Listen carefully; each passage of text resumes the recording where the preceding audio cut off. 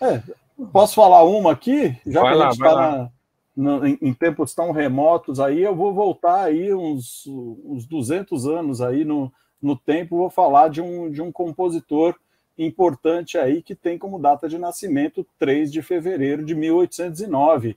É esse cara aí, que é o Felix Mendelssohn, né?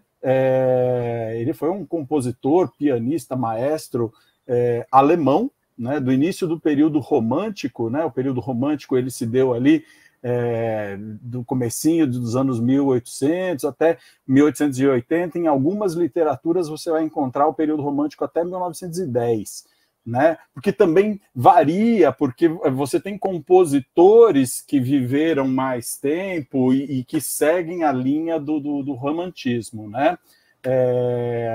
Alguns expoentes desse movimento romântico são famosíssimos, a gente conhece Strauss, Chopin, Schumann, Liszt, Verdi, Brahms, né? E o período romântico ele sucedeu exatamente o período clássico, né, que vai de 1730 até o tal 1820. E alguns desses expoentes aí do período classicista, né, é o Haydn e o próprio Wolfgang Amadeus Mozart, né? E você tem alguns compositores, como por exemplo o Schubert e o Beethoven, que eles transicionaram ali entre o classicismo e o romantismo, pegaram parte do movimento clássico e parte do movimento romântico, né? Mas isso daí só para dar uma contextualizada aí, para dar uma situada no tempo e espaço. Mas vamos falar do Mendelssohn, né? Ele nasceu numa família judia, que depois acabou se convertendo para o luteranismo, quando eles foram para Berlim, né? E ele cresceu num ambiente de extrema e intensa efervescência intelectual, né? A casa dele era visitada por músicos, por intelectuais, por escritores, por pintores. Então, ele cresceu nesse ambiente. Não dá para chamar, não dá para falar que ele era um aristocrata, mas ele era um cara bem de vida, né? Os pais tinham condição de pagar bons professores, de pagar um bom estudo para ele e para as irmãs, né? Agora, coisas muito interessantes dessa época também, Marcela, é assim, as crianças começavam muito cedo a aprender artes, né? E é engraçado que a vida parece que era mais curta, as pessoas não viviam muito. O próprio Mendelssohn, ele morreu com menos de 50 anos, acho que 42 anos, né? As pessoas morriam muito cedo. Uhum. Bom, de qualquer maneira, a partir dos 8 anos, ele começou a estudar, ele já tocava desde os 6 anos de idade, né? E a partir dos 8 anos ele começou a estudar composição com um músico chamado Carl Friedrich Zelter. Com 15 anos, o Zelter falou que ele não tinha mais o que ensinar para o Mendelssohn e parou de dar aula para ele, né? Então, na cronologia aí, aos 9 anos, ele fez a primeira apresentação em público em Berlim, iniciando assim uma carreira de instrumentista, maestro e compositor. Aos 12 anos, o Zelter, que foi o professor de composição dele, apresentou ele para Johann Wolfgang von Goethe, que a gente tem ali o Instituto Goethe, que fica ali no finalzinho da Avenida Brasil, ali, sabe onde que é? Comecinho da Sumaré. Uhum. Tem é exatamente desse cara aí, do Wolfgang von Goethe. Né? E o Goethe ficou muito impressionado com esse pequeno prodígio aí, o Mendelssohn, e ele disse: os prodígios musicais provavelmente não são mais tão raros, mas o que este homenzinho pode fazer extemporaneamente e tocando à vista beira o milagroso. Eu não poderia acreditar que fosse possível tão jovem, né? Aí o Zelter respondeu: puxa, e ainda assim você ouviu o Mozart tocar em seu 7º ano em Frankfurt? E o Goethe respondeu: olha só, sim, mas o que o aluno seu já realiza guarda a mesma relação com Mozart daquela época que a fala culta de um adulto tem para a tagarelice de uma criança. Então, olha só que loucura, né? A gente considera muito Mozart como um gênio, não sei o quê, mas o Goethe falou que o Mozart ele era realmente genial, né? E que já não era mais tão raro você ter pequenos prodígios, né? Os prodígios já apareciam muito cedo, mas a linguagem que o Mendelssohn usava era muito mais madura do que o Mozart com 7 anos, né? Ele aos 12 anos, né? E aos 13 anos, o Mendelssohn escreveu e publicou a sua primeira obra, um quarteto de cordas e piano, né? Aos 17 anos, o Mendelssohn escreveu a abertura do concerto Opus 21, Sonho de uma Noite de Verão. Então, ele fez a abertura disso daí, que é baseada exatamente na peça de teatro do Shakespeare, O Sonho de uma Noite de Verão, né? Só que ele só fez a abertura. Mais tarde, 15 anos mais tarde, né, ele acrescentaria a este concerto, o Opus 21, mais 13 peças, né? Incluindo uma peça importantíssima que a gente vai ouvir agora no vídeo que eu mandei para você, que é interpretado pela Orquestra Filarmônica do Espírito Santo, com a regência do maestro Leonardo Davi.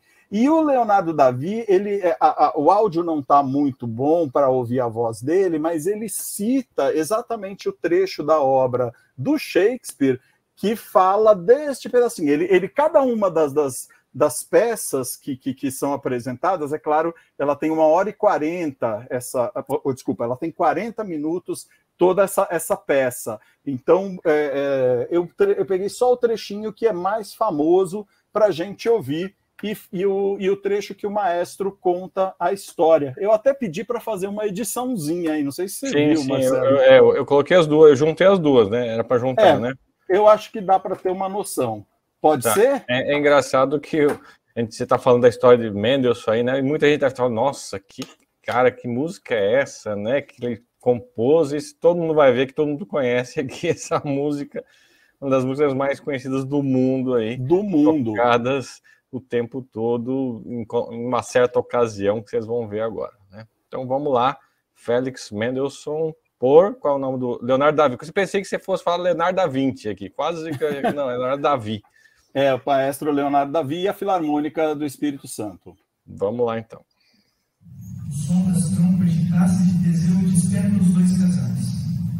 Egeu reencontra sua filha e quer fazer valer o seu direito. Mas agora é Demétrio que defende Lisandro, pois está finalmente apaixonado por ele.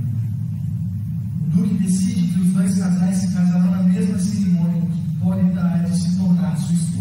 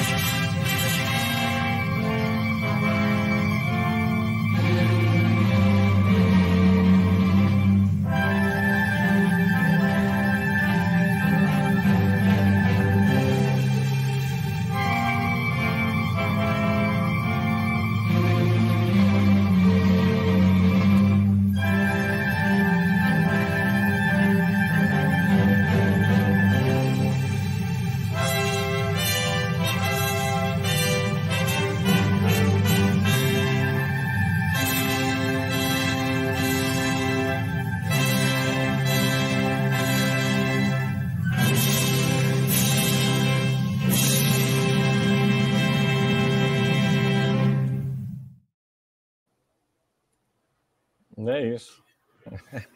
A primeira parte aí todo mundo conhece, né?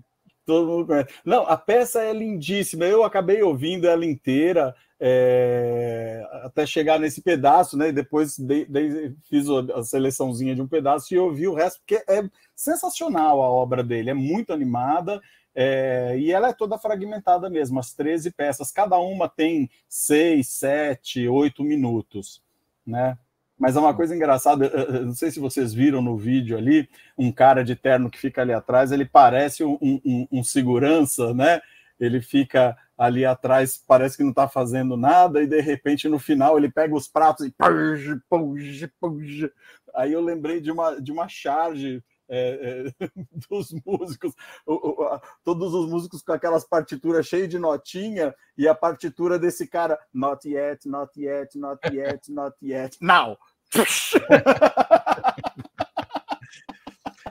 Esse cara é o cara que faz ficar a música inteira sem fazer nada, mas se ele fizer na hora errada, acabou com o som todo, né? Pode crer. Bom, para finalizar aqui, o Mendelssohn, ele se casou aos 28 anos, teve 5 filhos, e ele morreu aos 38 anos, 6 meses depois da sua irmã Fanny, por causa de um derrame cerebral em Leipzig, na Alemanha, em 4/11/1847. Essa é a boa de hoje. Muito bom. Legal, muito bom, muito bem colocado aí. Felix Mendelssohn. Precisamos trazer mais. Não é um nome que a gente fala muito, né? A gente fala de Brahms, Beethoven, Bach, Mozart, mas exatamente o Mendelssohn, ele tem uma obra lindíssima, e ele era um gênio da época também, né? Valia a pena realmente considerar ele aí nos grandes da história musical. Muito bom, muito bem lembrado.